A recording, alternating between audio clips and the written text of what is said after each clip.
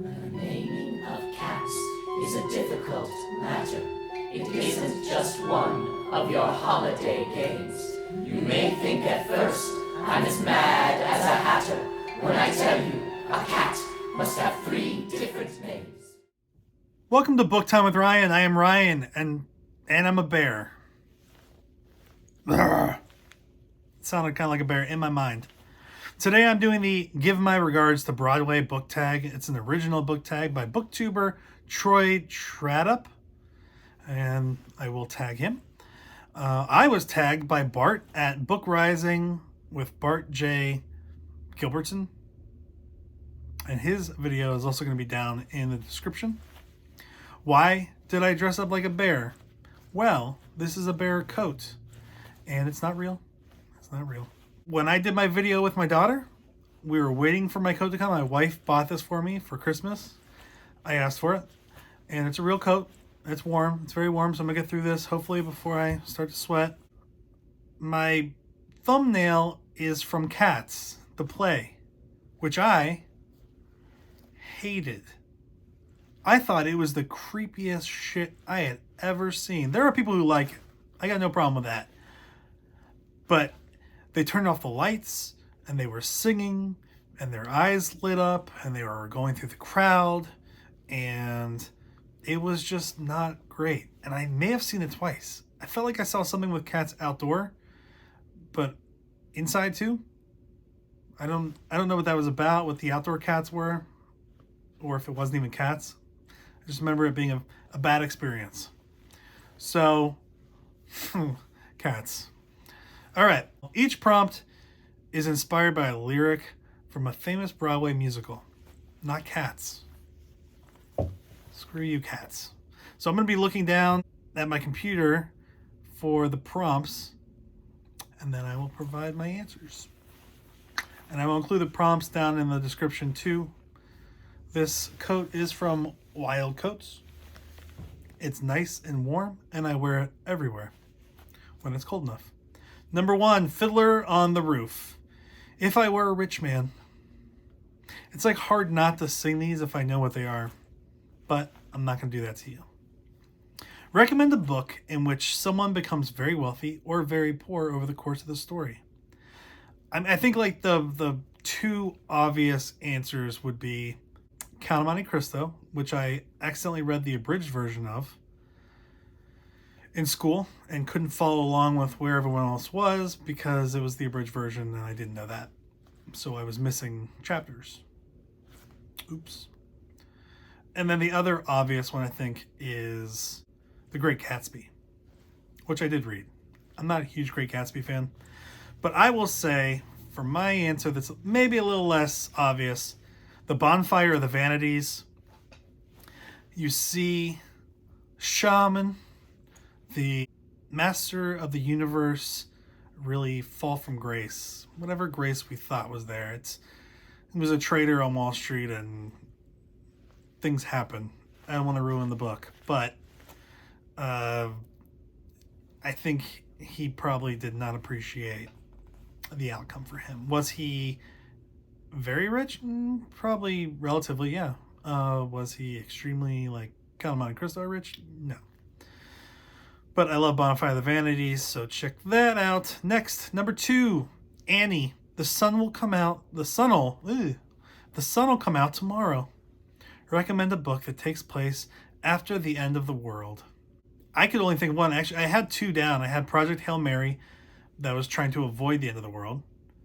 But the one that I listed first, and now that I'm reading this again, it's after the end of the world. I don't know if I would really recommend it. I gave it a pretty low score. I know a lot of people love it. I didn't, personally. It was The Hitchhiker's Guide to the Galaxy.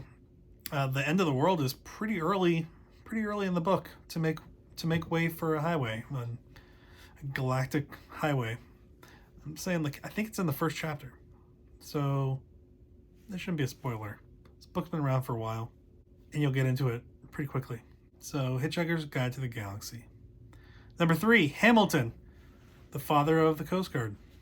I want to be in the room where it happens. I have not seen Hamilton. Recommend a book in which a character is in a room where they shouldn't be at a key moment.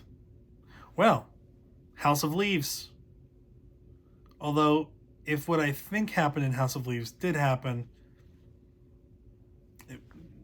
he wasn't literally in rooms, but if we're going by the story, for most of the story, basically all the rooms in the house that were not mapped, not part of the plan, were rooms that they should not have been in. It's a weird book. House of Leaves.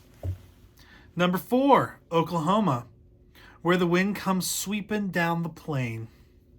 Recommend a book that makes very good use of its setting. The Dry by Jane Harper. The Dry is the first of Jane Harper's books. I love Jane Harper. She's not a Mac buy, but it is set in the outback of Australia during an actual drought, a historic drought that was over years in Australia. And just her description of the outback and the fictional town that our main character, Aaron Falk, is a part of for the story, it's just great. It makes me want to visit Australia. It makes me also scared of all the animals in Australia. But The Dry does a great job of it. And I think all of her books do a very good job of highlighting different parts of Australia. I loved it. I loved all of her books, but I just did Exiles, her latest book. I did a review of that. Loved it. Number 5, The Phantom of the Opera. Turn your face away from the garish light of day. Recommend a book which a character actively embraces the dark side of their personality. I came up with 2 of these. One is I'm Thinking of Ending Things, which is a pretty disturbing descent into somebody's collapse. But they embraced it. And I've done a review with my daughter for Kingdom of the Wicked. I just finished reading Kingdom of the Cursed, which I will do another review with Noelia. And I will do the 3rd book in the trilogy later, once I've read it. I don't know if it's called the Wicked series or if it's called the Kingdom series or what they call it. But our main character, Amelia, embraces her role as a witch and her pursuit of a marriage with a demon, one of the 7 houses of sin in hell. She embraced it pretty quickly, which she's a witch, so there's that. But she probably could have taken a little more time to think about it. I feel like Amelia rushes into things. Number 6, Wicked. Something has changed within me. Something is not the same. Recommend a book you love so much that it made you feel you could defy gravity. Well, I probably don't react that way to reading when I'm firmly planted on the ground or whatever. But a book that I loved and I recommended, and when I first joined BookTube, I recommend this book all the time, and no one took me up on it. But Carrying Comfort by Dan Simmons, it's one of my favorites. The ending, my first experience with Dan Simmons, and I loved it. I recommend it to everyone. It's a little long. That's okay because it is so developed and so great and just wow. So, what could I fly? Could I defy gravity? No. You can't. You can't defy gravity. But I loved it and I recommend it. And I have always recommended it. So there. I want you to read it. Now. Do it now. Number 7. Grease. You're the one that I want. Oh. Name someone you'd like to see do this tag. I want to see Marion H. or Marion H. Reads do this tag. Go to her channel. She has such a nice voice. I love her delivery and the book she talks about. She's also great with ukulele, which is a different one. It's a sun morning, something sailor. Sorry, I forgot. But I love what she does, and her voice is just awesome. And she has some really funny delivery, too. Her April Fool's video about instructions on how to read the classics or something like that was awesome. Delivery, flawless. So, Marion, I don't think you watch my channel, but you'll be tagged, so at least you'll have an idea that you were mentioned. I'd love to hear what you say for these prompts. And that's it. So we started off this video with you understanding that I don't like cats.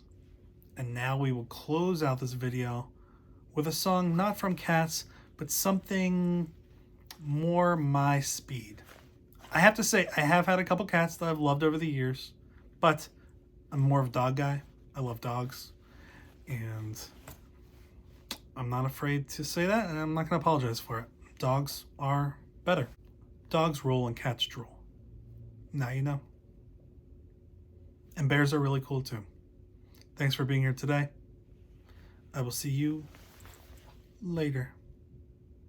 Bye. Thanks for bearing with me through this tag. But there are no